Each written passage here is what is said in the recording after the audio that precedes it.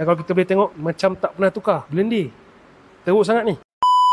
Okey, jadi Mazda ni masuk kepada kita disebabkan ada beberapa masalah lah. Dia komplain yang kereta dia ni ada masalah dengan gearbox lah kan, ada jerking. Kronologi dia, kereta ni dulu owner dia cakap pernah sekali lah tukar gear oil dekat service center. Dan bila dia bawa kereta ni untuk kali yang kedua untuk servis dan untuk report masalah setup dia tu, dia dah dapat quotation daripada service center lah untuk buat balik dan untuk tukar dia punya valve body sekali. Mungkin ada beberapa faktor yang menyebabkan owner tak jadi buat dekat sana dan dia hantar kereta ni pada kita untuk kita selesaikan masalah dia tu. Saya nak tunjuk macam mana rupa oil pan dia. Jom. Okey tuan-tuan, ini adalah oil pan gearbox yang technician kita dah keluarkan. Kalau ikut kata owner cakap dia pernah hantar kereta ni untuk buat servis minyak gear oil. Tapi kalau tengok pada keadaan oil pan ni kan, dia punya gum gasket masih gum gasket original kilang. Jadi saya tak cakap apa-apa.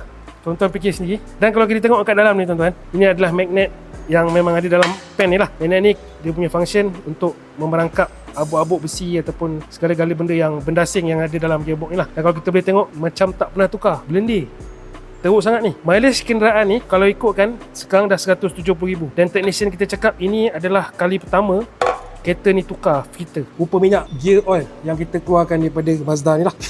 Hitam tuan-tuan. Kalau ikutkan warna gear oil bukan hitam macam ni tau. Kalau datang ke Transmatic Automotive ni, kita suggest untuk tukar minyak gear setiap 20,000 km. Dan minyak gear berserta dengan filter setiap 40,000 km. Inilah rupa valve body dia. So kita akan suggest kepada customer untuk tukar minyak gear yang baru.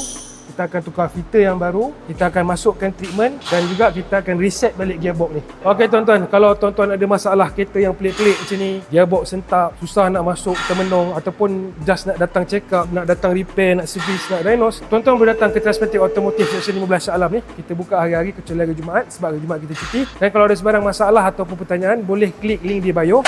Dan jangan lupa follow Mechanic Transmission. Jumpa lagi. Bye-bye.